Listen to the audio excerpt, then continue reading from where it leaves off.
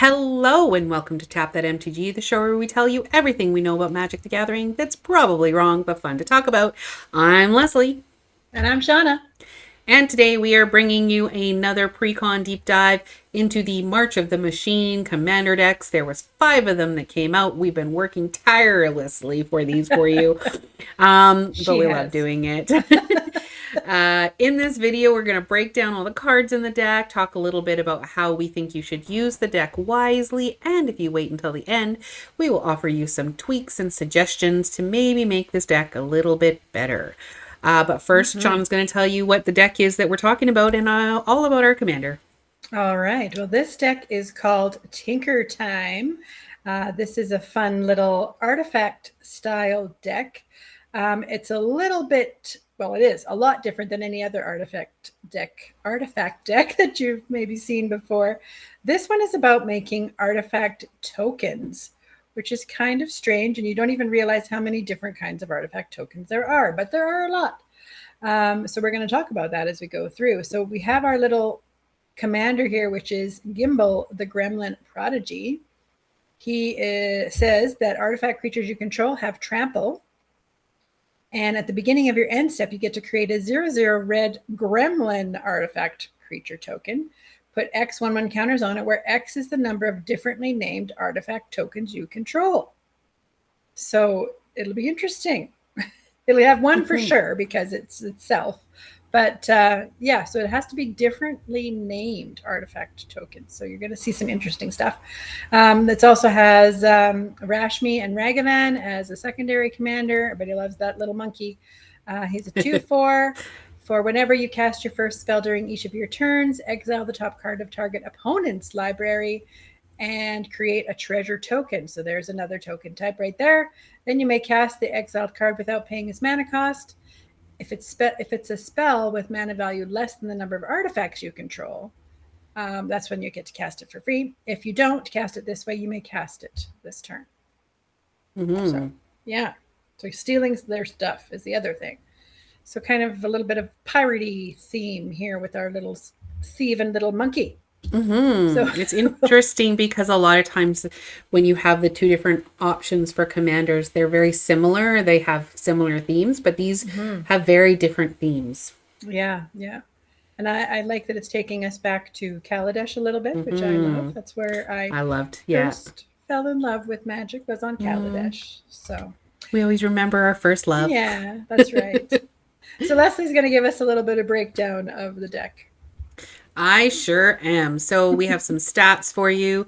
Mana distribution wise, in regards to colors, this is a green, red, blue deck, and there is 49% of it that runs blue. So lots of blue.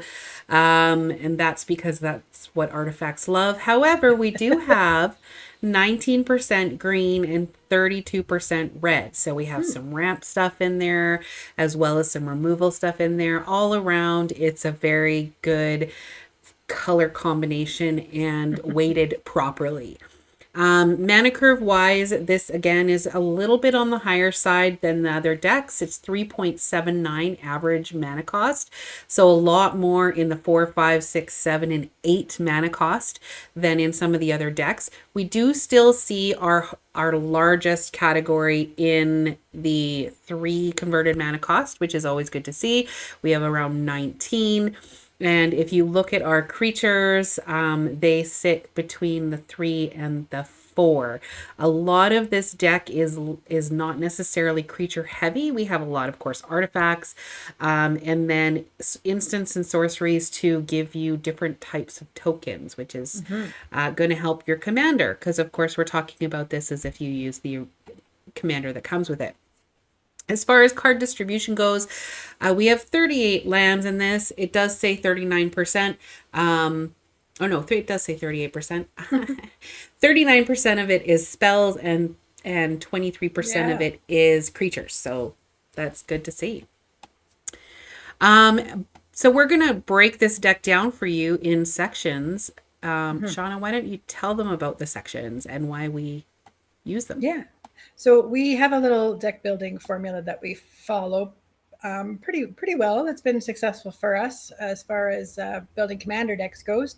So we talk about having 15 or so ramp cards in there because you want to make sure that you can play all your spells on the curve and everything else. Those are your mana dorks, your mana rocks, stuff like that. We have about 15 removal because you need to stay alive, whether it's individual removal or board wipes, artifact removals, that sort of thing. About 13 card draw. You want to have lots of cards, lots of options, and about 12 high impact cards. Those are cards that are going to win you the game. And then we have about 10 of other cards that either help your winning condition there or just keep you alive or that sort of thing. Some of it's just for flavor and fun. That's where we like to have fun in that section.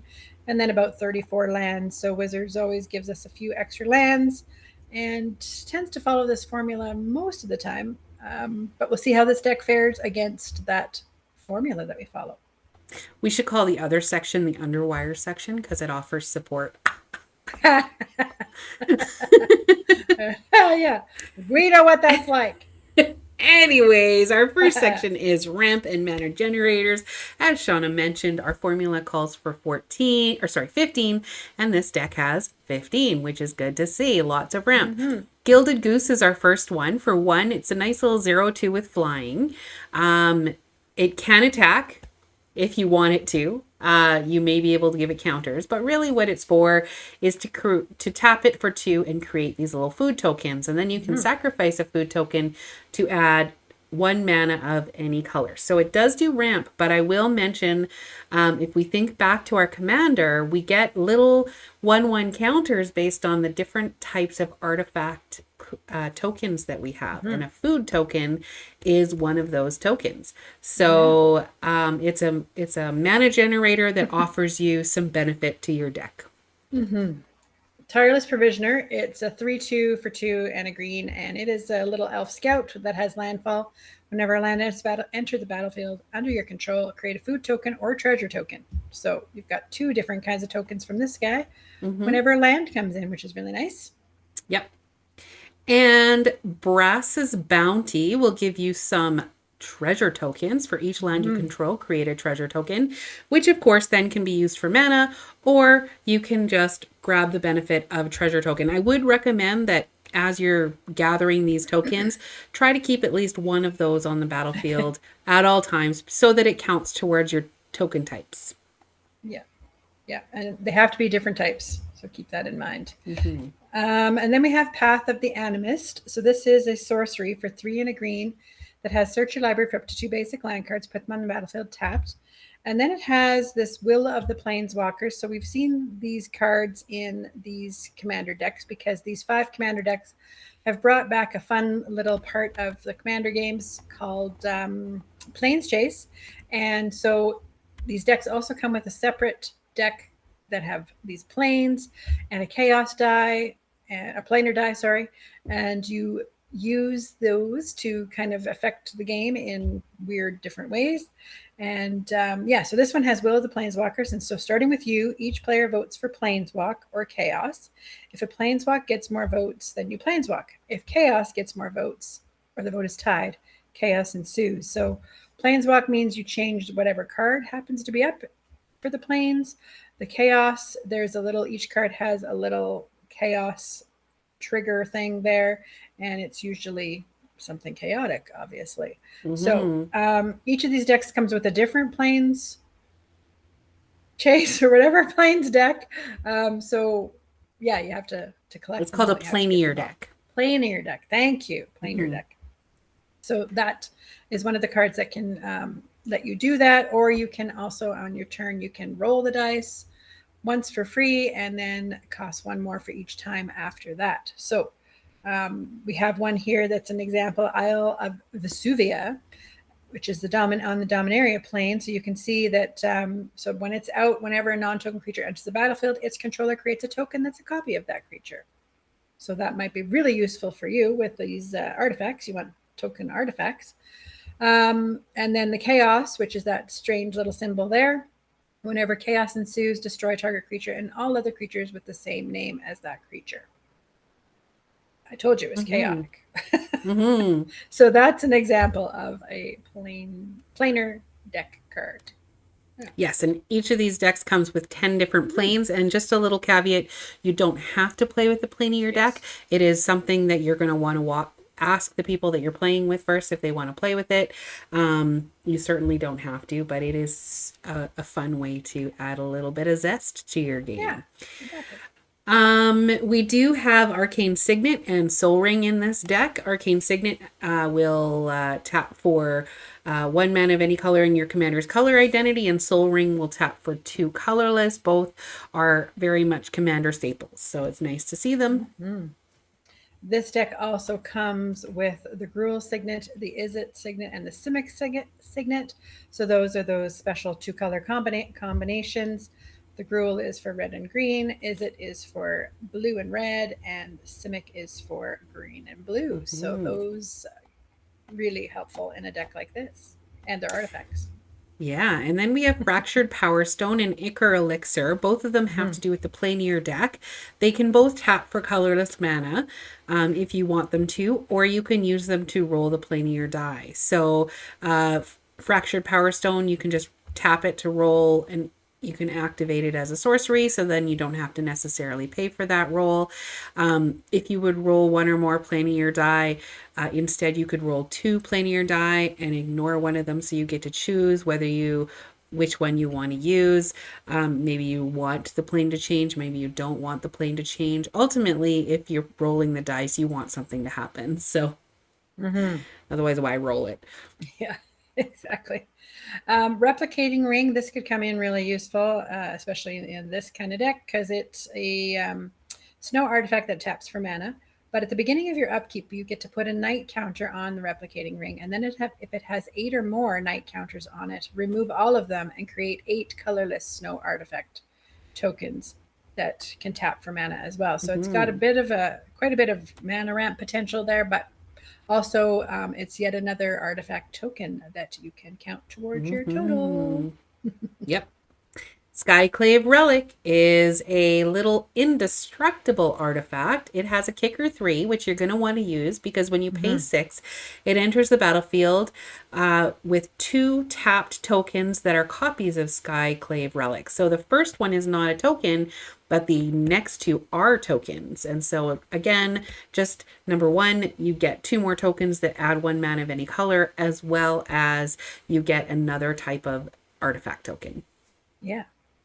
Curse of Opulence. This is a 1 mana enchantment that you're going to put onto a player. And whenever enchanted player is attacked, you create a gold token. Each opponent attacking the player does the same. So the gold tokens can be used for mana. You're going to want to hang on to one of them. You're going to help out your opponents with that. It's a very, very political card that Leslie loves to play with. But it's also going to help you with those tokens. I do love my curses. And then Weirding Wood for 3 is an enchantment that you would put on a land. It would make that land tap for 2 mana of 1 color. However, it also comes in the battlefield and you get to investigate, which means you get to create a clue token, which again is another artifact token. Yeah. So we would recommend that you have some sheet, some way of tracking what types of tokens you have. You can organize your battlefield so you have like all of your clue tokens together. But if you just keep track of it on the side, you'll always know how many different types of tokens that you have. Maybe an infinite token or dry erase token of some kind. All righty, and that brings us to our removal section. And the formula calls for 15, and the deck has about 15. So it's doing pretty good so far. We've got the Junk Winder. It's a big 5/6 serpent that has affinity for tokens. Woohoo! Affinity means that it costs 1 less for each of the tokens you have. So potentially could be a lot cheaper for a big 5/6. And whenever a token enters the battlefield under your control, you get to tap target non-land permanent and opponent controls. It doesn't untap during its controller's next untap step. So you're going to be making lots of those little tokens. You're going to be tapping down their stuff and getting in for damage. Yeah, and that's what blue likes to return things to your hand or tap things. So that's great. I've never really I've seen affinity for artifacts, but not affinity for tokens. This card I've never seen before, so it's really neat to see. Does that count for the blue or just the 5 colorless? Just the 5 colorless, I believe. Mm-hmm. Yeah, because it's one less colorless. Perfect. I just wanted to make sure we mentioned that. Yeah. Yeah, and Kieran Nalar is a Chandra's parents. Chandra's parents. Just fun facts from the librarians. Is a 2/2 for 4. And when Pia and Kieran Nalar enter the battlefield, you get to create 2 colorless Thopter artifact creature tokens with flying. Yay. You can pay 3 and sacrifice an artifact, and it does 2 damage to any target. So now you can use those artifacts, any of those artifact tokens that you need to do some extra damage. You can do that as many times as you want if you need some removal, or maybe you just want to do it to their face. But it also gives you a different type of token that we haven't seen yet. Woohoo. Vidalcan Humiliator. I just love that. It's a humiliator. 3/4 for 4 that has Metalcraft, and that says whenever Vidalcan Humiliator attacks, if you control 3 or more artifacts, creatures your opponents control lose all abilities and have base power and toughness of 1/1 until end of turn. So Yeah. you're going to humiliate them. Yeah, it's great. You are now a 1/1. You suck. Crack Open for 3 is just destroy target artifact or enchantment and create a treasure token. So Very nice. a little bit better than some of the others that just destroy target artifacts. Yep. Yeah. Fiery Confluence. This is a sorcery for 2 and 2 red. You get to choose 3. You may choose the same mode more than once. Cool. It deals 1 damage to each creature. Alrighty. Or it deals 2 damage to each opponent. Alrighty. Or destroy target artifact. Pick 3. Any combination. Yep, you want to have artifacts, but you don't want anybody else to. So, haha. That's right. Root Out for 3 is another one of those destroy target artifact or enchantments that get you something a little extra because you get to investigate. You get a clue token with that. Mm-hmm.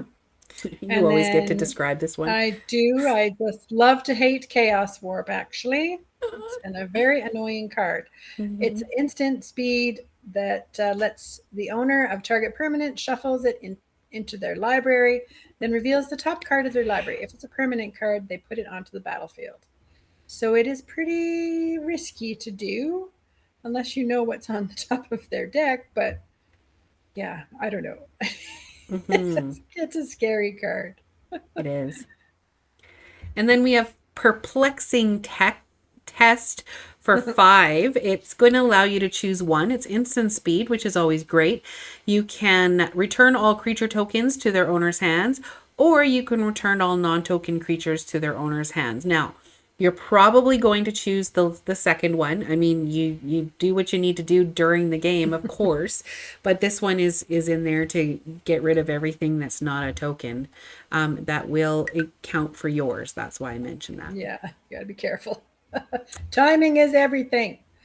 Reality Shift, an instant for 1 and a blue that says exile target creature. Its controller manifests the top card of their library. So again, you're giving them potentially something good. Manifest is where they put the card face down on the table, and it is a 2/2 until they, if it's a creature card, it can be turned face up anytime for its mana cost.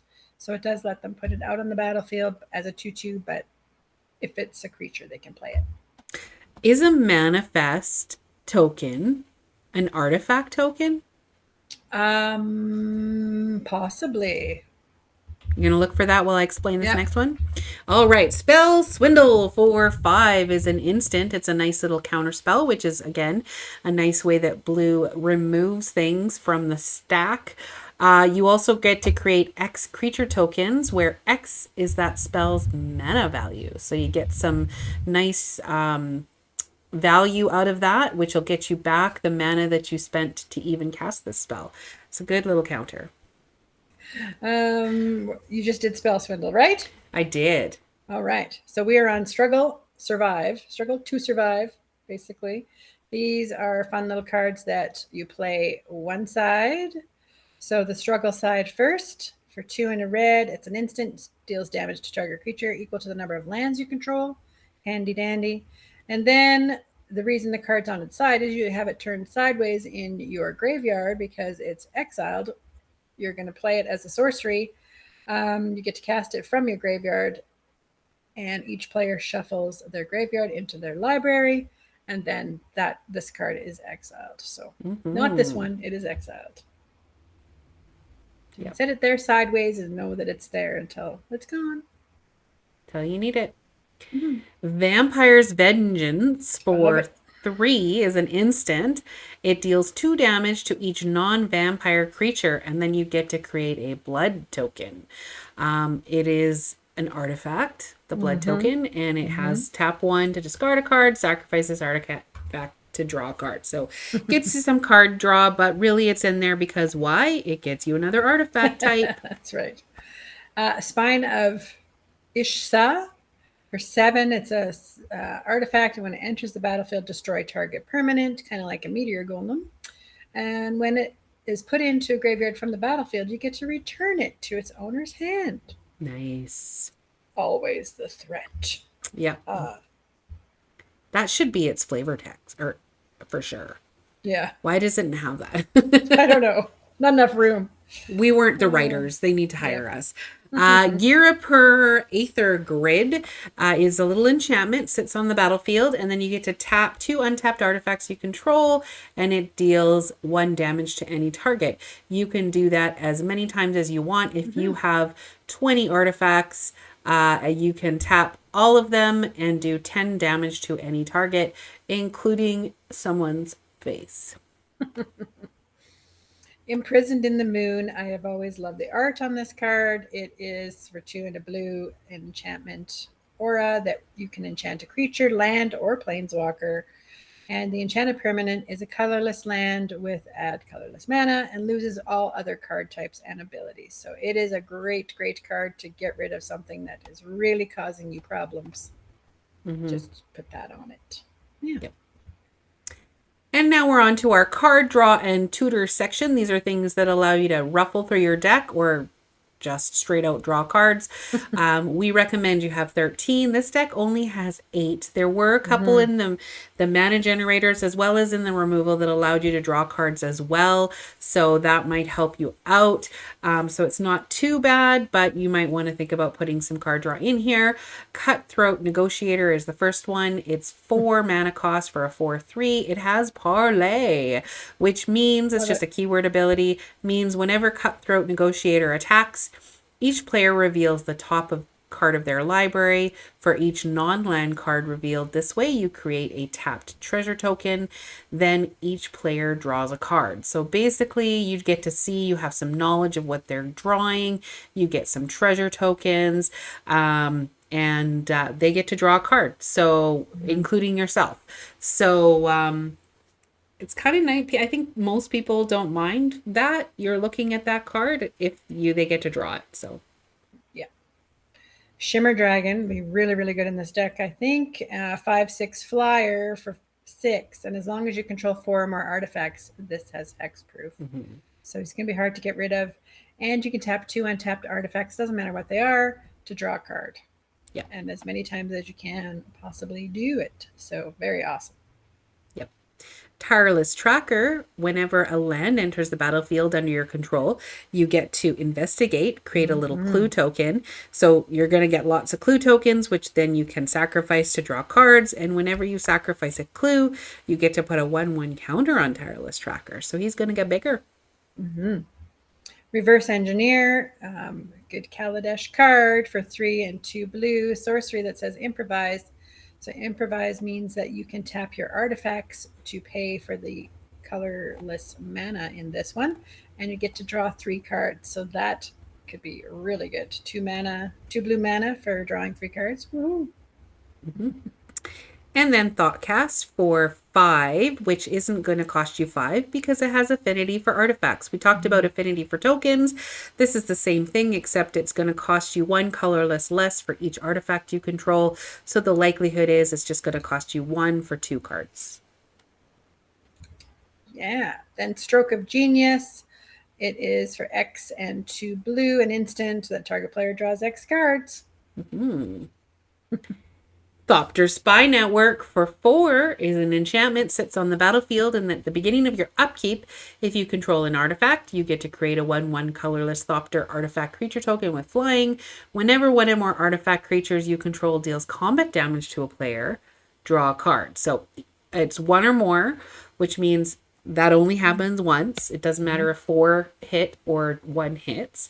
But you get a new little flying Thopter each and every turn. And if you have trouble, like me, remembering your upkeep triggers, I always just put a little card or a token or a die on top of my deck. And that reminds me, oh, I need to do something before I draw because I have an upkeep trigger. Yeah, definitely. Dance with Calamity. It's for 7 and a red. So pretty expensive, but it's a sorcery that says, shuffle your library. As many times as you choose, you may exile the top card of your library.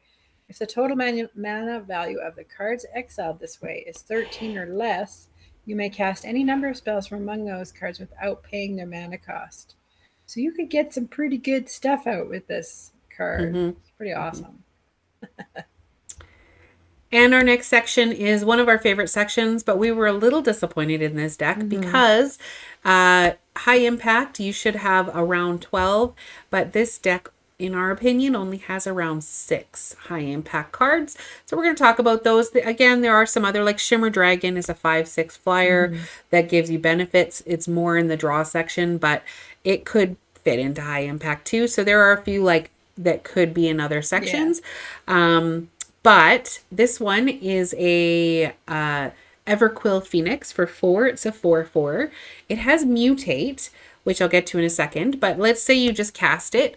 You put it on the battlefield, and then whenever this creature mutates, you create a red artifact token named Feather with sacrifice Feather, return target Phoenix from your graveyard to the battlefield. So you're going to want to mutate this, number one, just because then you get your Feather token, which then will either allow you to return it back from the graveyard, or you can use that token with your commander's ability. So mutating, instead of paying 2 red and 2, you can pay the same price, but with 1 red. So it still costs 4. And then you're going to put this as attached to, just like it was an enchantment, or it's just like a little. So let's say you wanted to attach it to this next card that Sean is going to, well, we'll do one that that's already Tireless Tracker. Let's say you wanted to put it on Tireless Tracker. So you put it on Tireless Tracker. You decide which one goes on top. Tireless Tracker could go on. Oh, I can't use a whole human. Gosh damn it. Okay, we're going to put it on something that doesn't have Shimmer flying Dragon already. Well, it already has flying. I was thinking... the Orc Pirate. There you go. The Orc Pirate. Is that... Where is that? Cutthroat Negotiator. Cutthroat Negotiator. Yeah. All right. Perfect. So Cutthroat Negotiator is a 4/3. And you're going to put it with that card. So you would choose which one goes on the top, whether it be the 4/3 or the 4/4.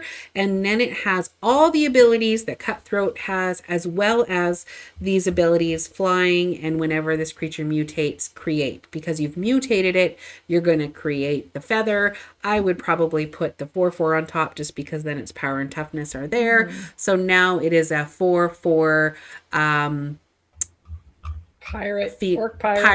Orc Pirate with all of the Orc Pirate parlay stuff, as well as this little flying ability. So sweet.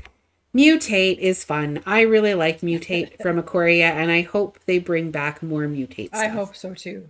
We need more.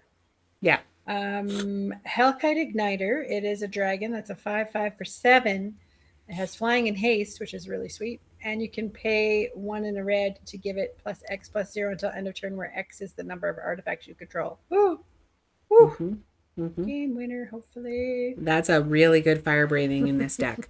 Master of Etherium for 3 is power and toughness is each equal to the number of artifacts you control.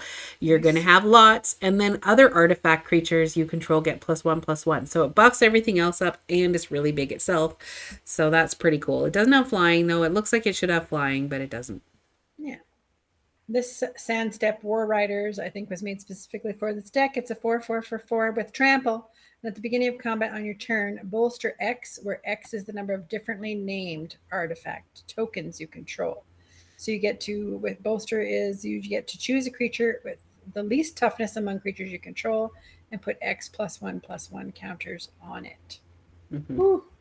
Suddenly it's big. Yep.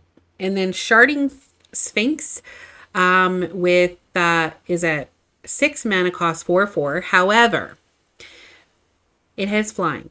And whenever an artifact creature you control deals combat damage to a player, you may create a 1/1 blue Thopter artifact creature token with flying. So unlike the other one that said whenever one or more, this is whenever any artifact creature does combat damage, you get to create a blue. So if you do combat damage with 4 things, that means you're creating 4 blue 1/1 blue Thopter artifact creature tokens.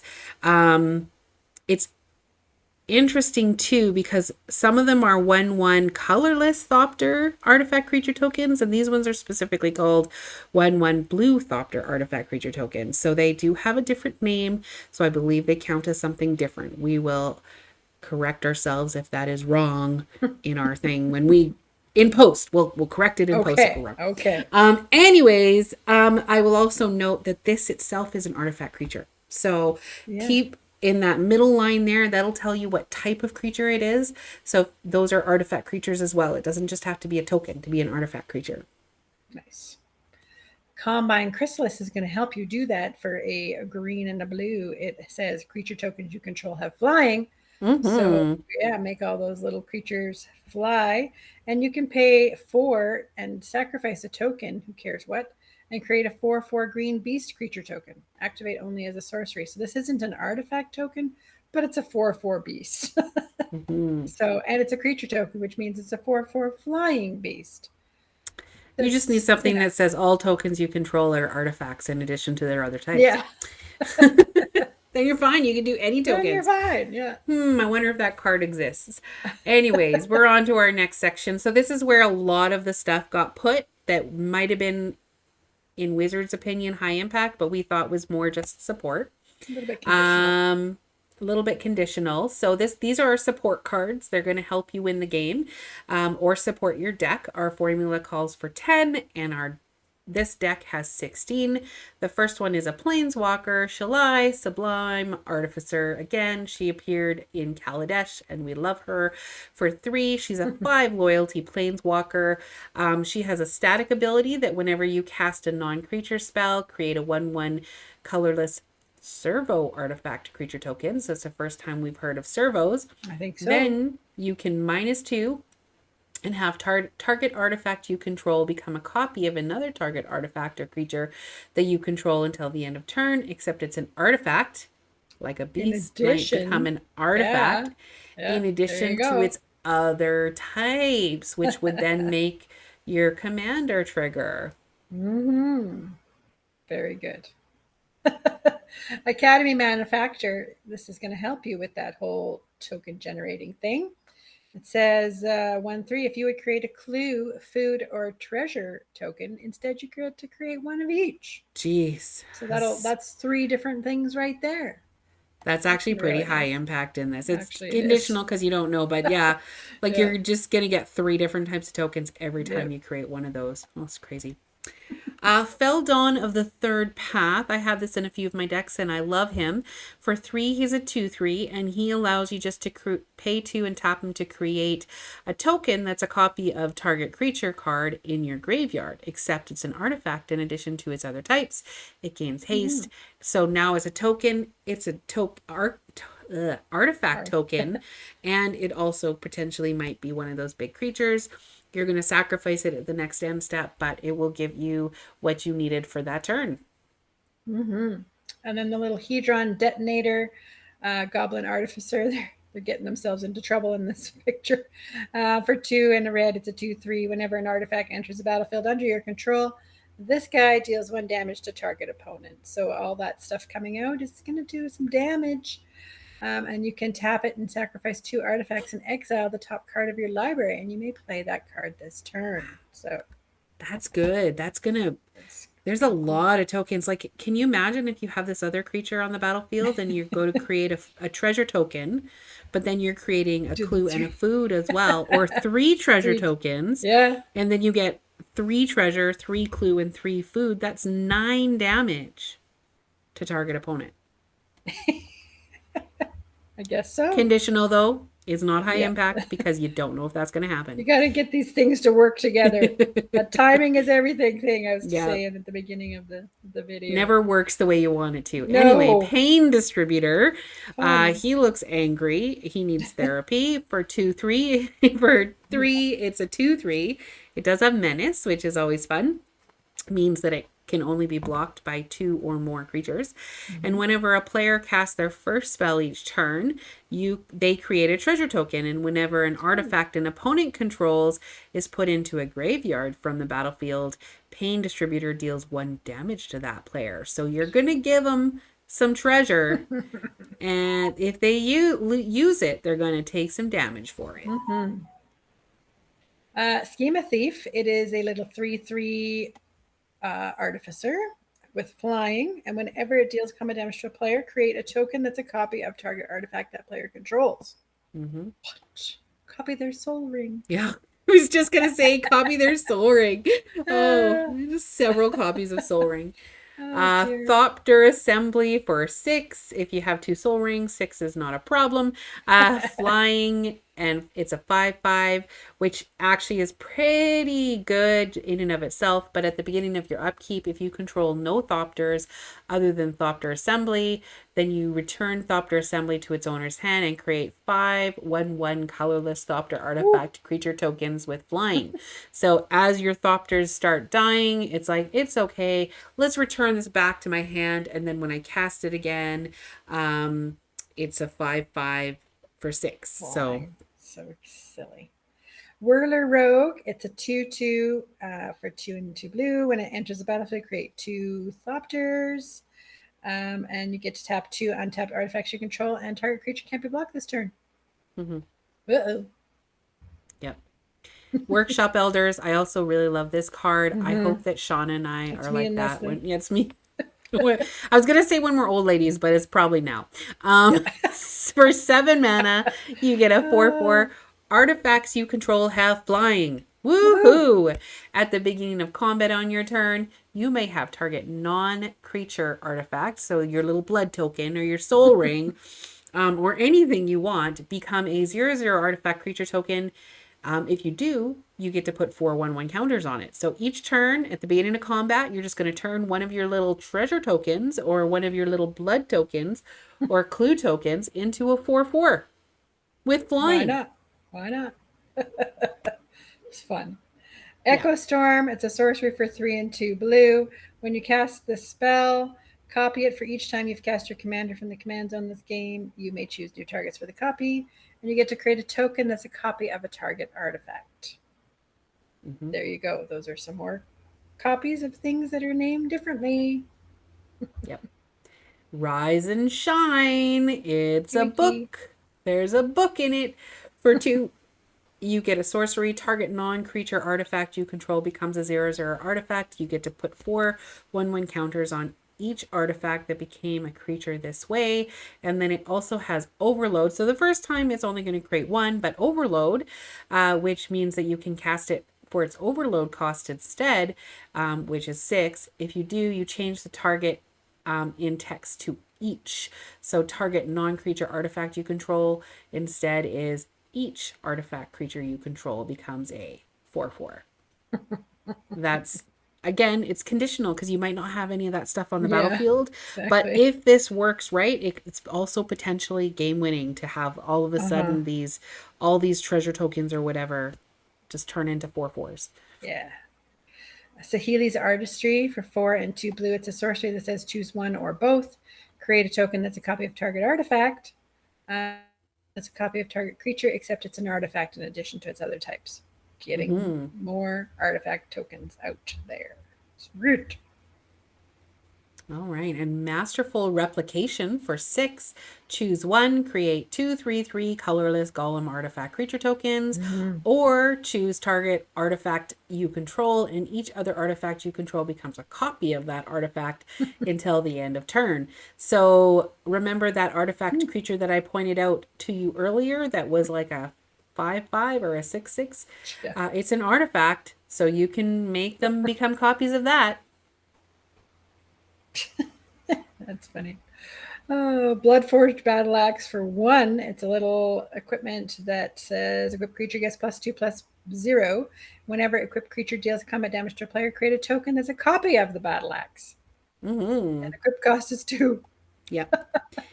And now you have a token Oh, of this that. axe That's is also an everywhere. artifact. Yeah. And then Inspiring Statuary, non artifact spells you cast have improvise. So now all of the other spells in your deck that are non artifacts have this improvise, which allows you to use, again, your artifacts to help cast them and pay for their colorless Mm-hmm. mana. Like Aid this from the next one. Cowl. Yeah, so you can use that on Aid from the Cowl, which is an enchantment that says for 3 and 2 green, it has Revolt. Beginning of your end step, if a permanent you controlled left the battlefield this turn, you get to reveal the top card of your library. If it's a permanent card, you may put it onto the battlefield. Otherwise, you may put it on the bottom of your library. Yeah. Permanents are lands, creatures, anything that's going to be staying on the battlefield in some way. Yeah. Artifacts. Basically, just non instants or sorceries. Yeah. And then in our land in this deck, we recommend around 34. There is 38. We do believe that Wizards does that on purpose, gives you a little bit extra land so that you can tweak a little bit yourself and make the deck your Mhm. own. Of course, with all the ramp that's in this deck, you certainly don't need 38 land. So we recommend taking some of those out at least. And yeah, then we're on to our fun section that you've all been waiting for. I am almost certain. We are on to our tweaks. So these are some cards that we thought might be good in this deck. We've got Tezzeret, the Betrayer of Flesh.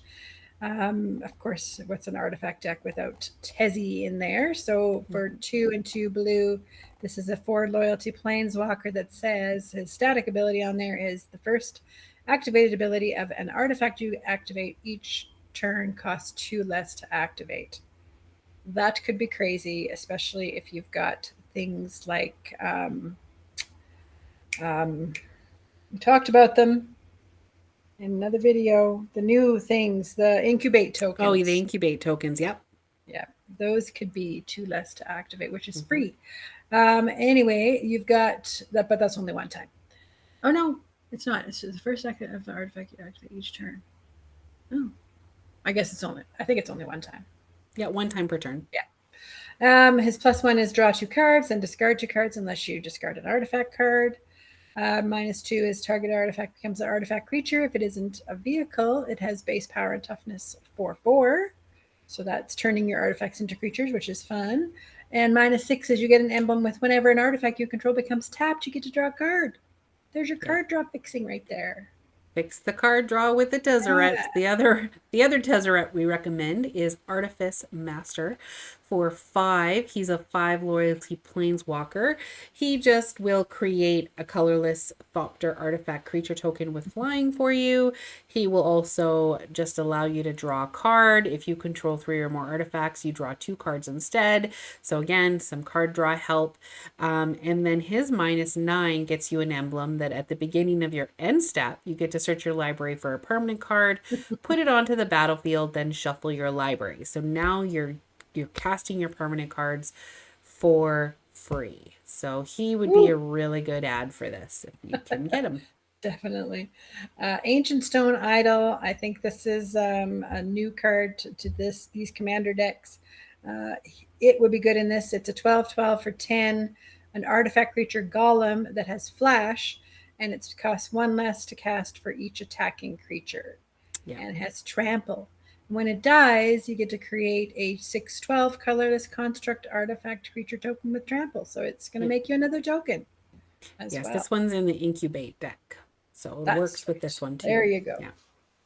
Basilica Shepherd we thought would be good as well. It's a 5 mana, cost 3/3. However, when it enters the battlefield, you get to create 2 1/1 colorless Phyrexian Might artifact creature tokens with Toxic.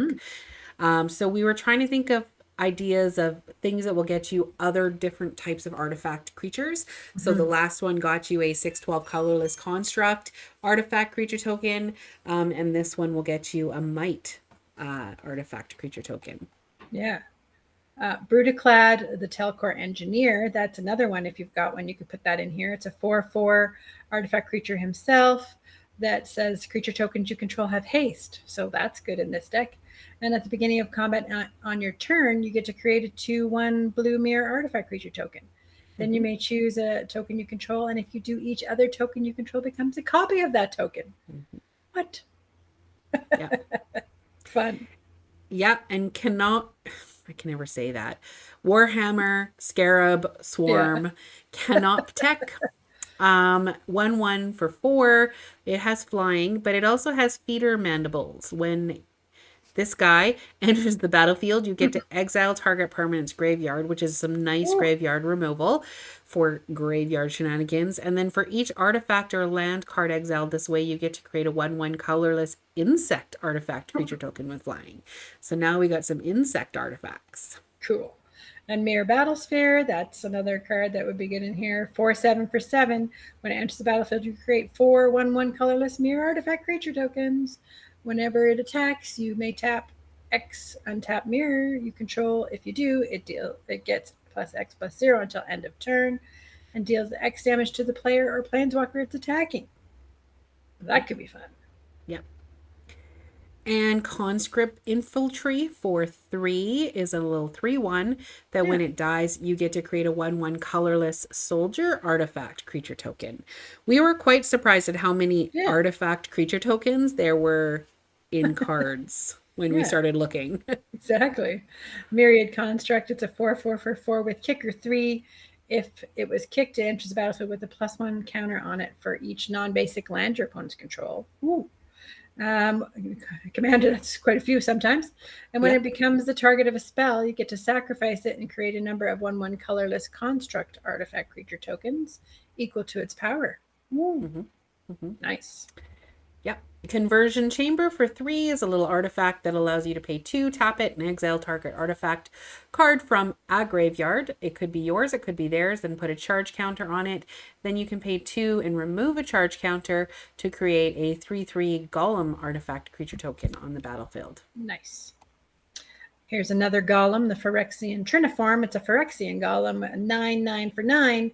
When it dies, you get to create 3 3/3 colorless Phyrexian golem artifact creature tokens, and has Encore of 12, where you can exile this card from your graveyard, and for each opponent create a token that's a copy that's attacking that opponent this turn and gain haste, and you have to sacrifice them, but you've got some crazy tokens sometime for a little bit of time.